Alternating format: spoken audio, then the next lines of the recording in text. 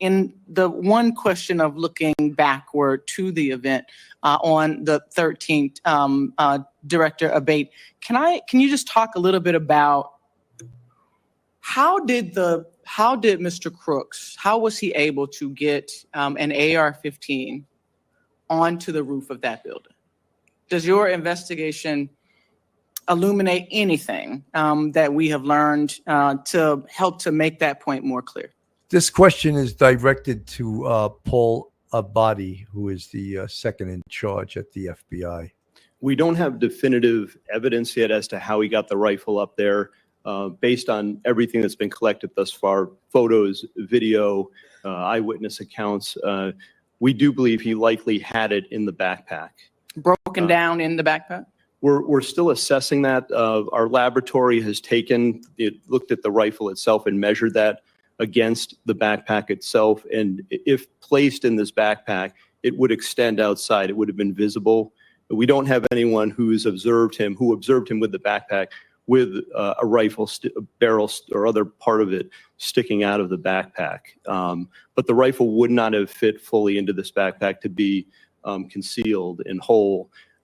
We have video that was recently found of the shooter walking in a distance from his car just before 6 p.m., about 5:56, I believe. And based on everything we have, we assess that he returned to his vehicle at that time, got the backpack, and then proceeded back to the area and to the AGR building. And then he's observed, of course, on the roof just minutes later, holding the backpack in front of him. In fact, there's dash cam footage from a police vehicle that shows him briefly traversing the roof with the backpack in front of him.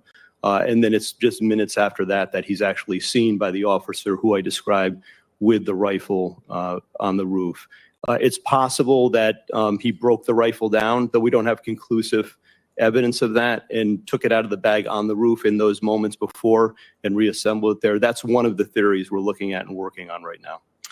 So, again, we're hearing this.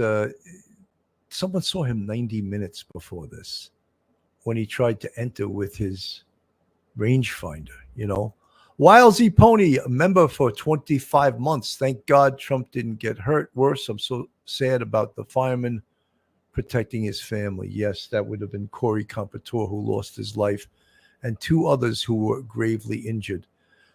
The reports about, of course, the shooter, 90 minutes before the shots were actually fired, he was seen as a threat.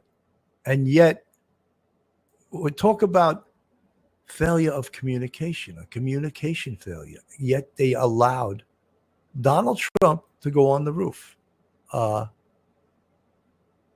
Shooter spotted 90 minutes before the shooting.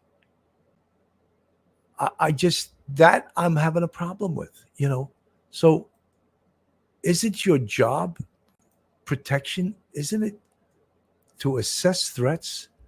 This person was a threat, but yet he was allowed to have almost free reign of this area. And again, we could talk about, the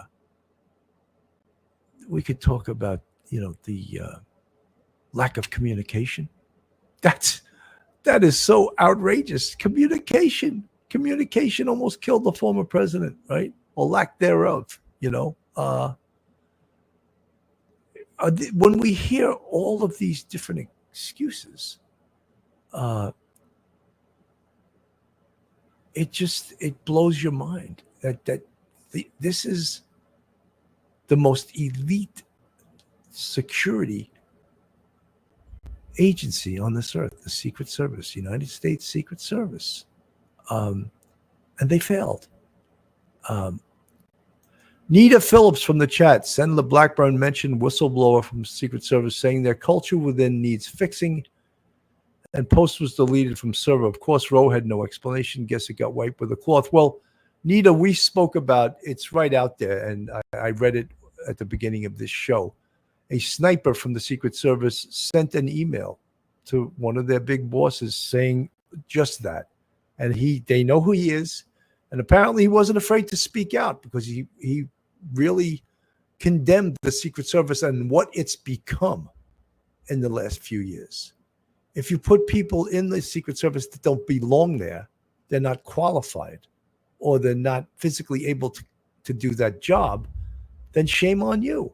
There has to be standards.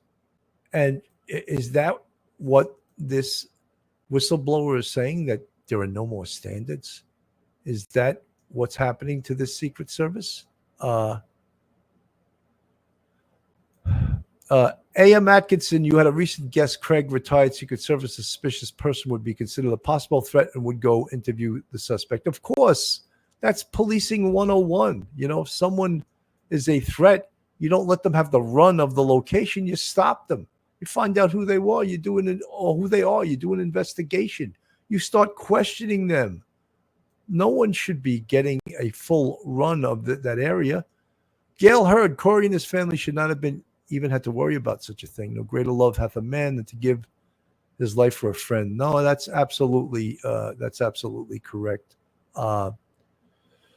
Sherry Murray from the chat, is very important that we all vote for the best candidate, not just because first woman president would see through the bigger picture, correction in the government, period. Yes, well, this, what we hope also is that this protective agency known as the Secret Service ramps up their game during this election season, because there will be more threats.